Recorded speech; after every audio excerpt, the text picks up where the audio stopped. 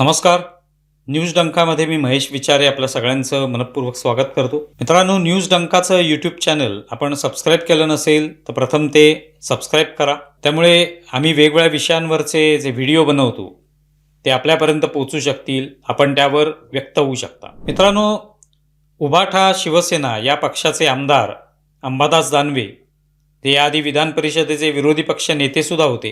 त्यांनी मध्यंतरीच एक खळबळजनक विधान केलं. अंबादास दानवे म्हणाले की उभाटा पक्ष, उभाटा शिवसेना, उद्धव ठाकरे यांच्या नेतृत्वाखालील पक्ष आणि एकनाथ शिंदेंची ओरिजिनल शिवसेना, हे पक्ष जे आहेत ते एकत्र यायला पाहिजेत. आपलं स्वतःचं असं मत आहे की ते एकत्र यायला पाहिजेत. पण ज्यांनाही वाटलं पाहिजे त्यांना जर ते वाटलं तरच ते शक्य होऊ शकतं.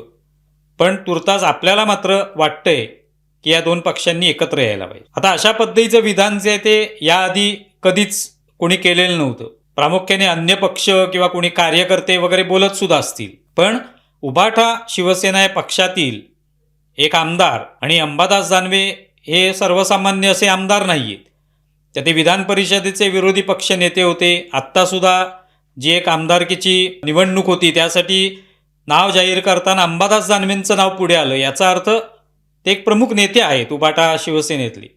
आणि त्यांनी जेव्हा हे असे विचार मांडण्याचा प्रयत्न केला की हे दोन पक्ष एकत्र आले पाहिजे, तेव्हा त्याला एक महत्त्व प्राप्त होतं. हे असंच वक्तव्य कोणी करत नाही. आणि प्रामुख्याने असे दोन पक्ष जे 2022 पासून ज्या पद्धतीने एकमेकावर आरोप करतायत, चिखलफेक करतायत, प्रामुख्याने उभाटा शिवसेनेकडून प्रचंड प्रमाणात शिंदेंवर चिखलफेक होती.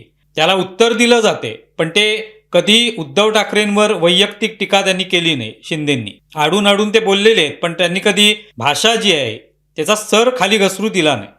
जो स्तर उभाठा शिवसेनेने इतका खाली आणला होता ते आपण पाहिलं. संजय राऊत रोज टीका करतात, स्वतः उद्धव ठाकरे टीका करतात, आदित्य ठाकरे टीका करतात, आणि कोणकोणत्या शब्दांचा वापर केला गेला हे सुद्धा आपल्याला माहिती आहे. त्यामुळे या दोन पक्षांमध्ये एवढं अंतर पडलेलं आहे, मोठा तडा गेलेला आहे. तळा म्हणजे ते दोन्ही पक्ष जेव्हा एकत्र होते तेव्हा ठीक होतं, पण एकनाथ शिंदे वेगळे झाल्यानंतर ठीक आहे, काही आमदार वेगळे झाले, एकनाथ शिंदे वेगळे झाले, आपण आपला मार्ग पाहूया, आपण आपल्या मार्गाने चालूया असं म्हणत उद्धव ठाकरेंनी काय स्वतःची जी काही वाटचाल आहे ती केली नाही. उलट ते करत असताना त्यांनी एकनाथ शिंदेंवर सातत्याने टीका केली, आणि ती वेगवेगळ्या पद्धतीची टीका होती, ती आत्तापर्यंत आपण पाहत आलो.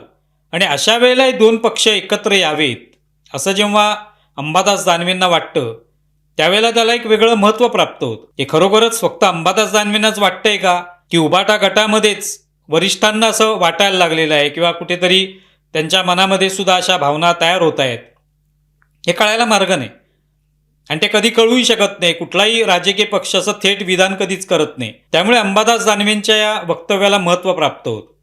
आता त्यावर संजय राऊत यांना जेव्हा पत्रकारांनी विचारलं तेव्हा ते म्हणाले की एकनाथ शिंदे आणि हे दोन पक्ष एकत्र यायचे असतील, उभाटा शिवसेना आणि एकनाथ शिंदे यांना, तर एकनाथ शिंदेंनी मातोश्रीवर यावं आणि पश्चाताप व्यक्त करावा, तरच ते होऊ शकतं. मग आपल्याला काहीतरी पुढे बोलता येईल. आता यावर जर ॲनालिसिस करायचं झालं किंवा विश्लेषण करायचं झालं तर मुळात एकनाथ शिंदेंच्या पक्षाला आता कोणती गरज नाही पश्चाताप व्यक्त करण्याची आणि त्यासाठी मातोश्रीवर जाण्याची, स्वतः उद्धव ठाकरेंना भेटण्याची, याची अजिबातच गरज नाही. समजा एकनाथ शिंदे ज्या वेळेला वेगळे झाले 2022ला, ते मुख्यमंत्री बनले, आणि त्यानंतर ज्या निवडणुका पुढच्या आलेल्या आहेत, म्हणजे लोकसभेची निवडणूक असेल, विधानसभेची निवडणूक असेल, महापालिकेच्या निवडणुका, नगरपालिका, जिल्हा परिषदांच्या निवडणुका, हे सगळं झालं आत्तापर्यंत. या सगळ्या निवडणुकात समजा एकनाथ शिंदेंच्या पक्षांना प्रचंड अपयश जे आहे ते पदरी पडलं असतं, त्याचा सामना करावा लागला असता, तर लोक म्हणाले सुद्धा असते की एकनाथ शिंदे जे आहेत त्यांनी वेगळं होऊन काय नेमकं साध्य केलं, किती आमदार निवडून आणले, किती नगरसेवक निवडून आणले, असा प्रश्न उपस्थित झाला असता. पण तसं काहीच झालं नाही. उलट एकनाथ शिंदेंनी 40 आमदारांचं बाहेर पडून चांगलं यश मिळवून दाखवलं. विधानसभेमध्ये चांगलं यश मिळवलं. 57 आमदार त्यांचे आहेत आता. त्यानंतर बाकीच्या महानगरपालिका, नगरपालिका या सगळ्या निवडणुका त्यांनी पूर्ण जोर लावून लढवल्या. भाजपानेच लढवल्या नाहीत. भाजपासोबत एकनाथ शिंदे सुद्धा आपल्याला सगळीकडे फिरताना दिसले. वेगवेगळ्या ठिकाणी जाऊन प्रचार केला त्यांनी. वेगवेगळ्या जिल्ह्यांमध्ये गेले. असं नव्हे की फक्त मुंबई, ठाणे याच पुरतं त्यांचं प्रचार होता आणि त्याचं त्यांना फळ जे आहे ते सुद्धा मिळालं. त्यामुळे एकनाथ शिंदे यशस्वी झाले याचा अर्थ लोकांनी काढला की एकनाथ शिंदे यांनी आपलं कर्तृत्व सिद्ध केलेलं आहे. वेगळं होऊन ते कमी पडले नाहीत कुठेही, किंवा कुठेतरी अजूनही त्यांच्यावर उद्धव ठाकरेंची जी ताकद होती ती असताना एकनाथ शिंदे हे उद्धव ठाकरेंसोबत होते म्हणून कुठेतरी त्यांचं कर्तृत्व जे ते भरलं असं म्हणण्याचा प्रश्नच उरला नाही. एकनाथ शिंदेनी स्वतःही सिद्ध करून दाखवलं की आपण नेते आहोत आणि आपल्या नेतृत्वाखाली हे सगळे जे काही आमदार आलेले आहेत ते पुन्हा निवडून येऊ शकतात, आणखी जास्त संख्येने निवडून येऊ शकतात, खासदार आपण निवडून आणू शकतो, आपण नगरसेवक निवडून आणू शकतो, विविध जिल्ह्यातल्या पालिकांमध्ये आपली ताकद दाखवू शकतो, नगरपालिकांमध्ये दाखवू शकतो. हे त्यांनी सिद्ध केलं. त्यामुळे आता एकनाथ शिंदेना काय गरज आहे पश्चाताप व्यक्त करायला, मातोश्रीवर जाण्याची कोणतीच आवश्यकता नाही. मग अशा वेळेला प्रश्न येतो की पश्चाताप व्यक्त कोणी करायचा आणि केला पाहिजेच का हे माहिती नाही. राजकारणात कोणी तसा पश्चाताप कधी व्यक्त करत नाही. परिस्थिती जी आहे त्यानुसार निर्णय घेत राहतो माणूस, पक्ष निर्णय घेत राहतात. बदलली परिस्थिती की आपल्याला कोणाशी युती करायची आहे, कोणाशी आघाडी करायची आहे ठरवत राहतो, टीकाही होते त्याच्यावर. पण आता एकनाथ शिंदेंना आवश्यकता नाहीये मातोश्रीवर जाण्याची.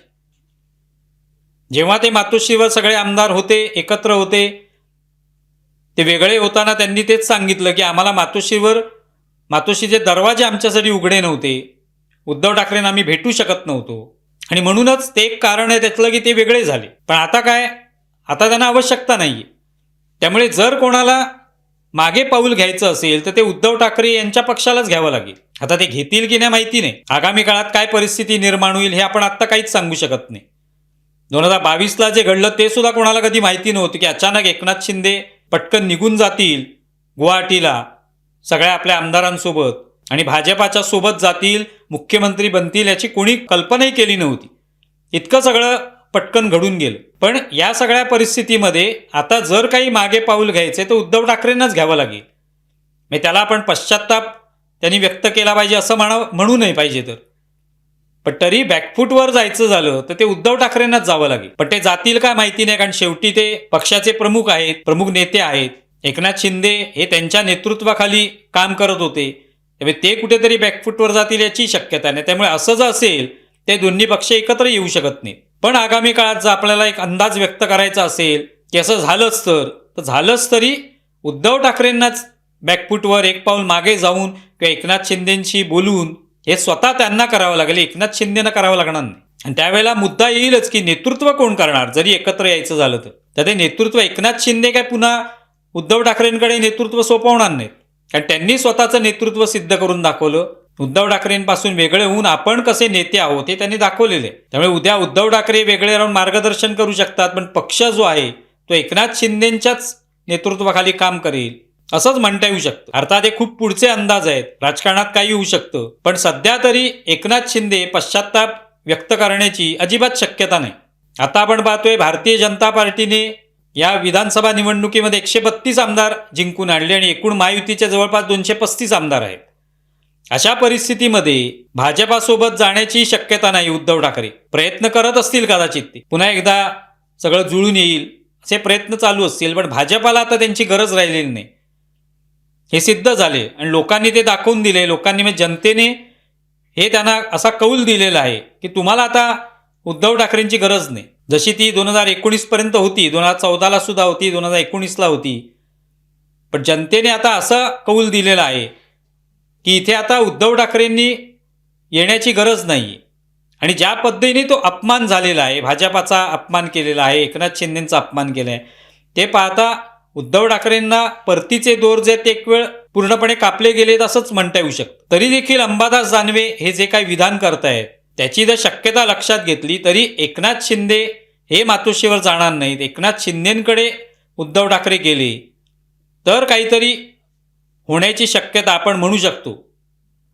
25% असेल, 30% असेल, 50% असेल, तेव्हाच ती शक्यता निर्माण होऊ शकते. एकनाथ शिंदेंनी आपलं कर्तृत्व सिद्ध केलं. एकनाथ शिंदे आता महाराष्ट्र सरकारमध्ये दुसऱ्या क्रमांकाचे नेते आहेत. ते मुख्यमंत्री राहिलेले आहेत, उपमुख्यमंत्री आहेत, स्वतःचा पक्ष ते चालवत आहेत, त्याचं वेगळं राजकारण करतायत आणि स्वतः धावपळ करतायत, स्वतः मैदानात उतरतायत. दुसरीकडे उभाटा शिवसेना पक्षाचे नेते म्हणून उद्धव ठाकरे यांनी स्वतःच आता आमदारकी जी आहे ती स्वीकारली नाही. त्यांची आमदारकी ती मुदत संपल्यानंतर त्यांना जर खरोखरच ॲक्टिव्ह राहायचं असतं राजकारणात तर त्यांनी पुन्हा आमदारकी घेतली असती, पुन्हा एकदा ते विधान परिषदेमध्ये गेले असते. पण तसं झालं नाही.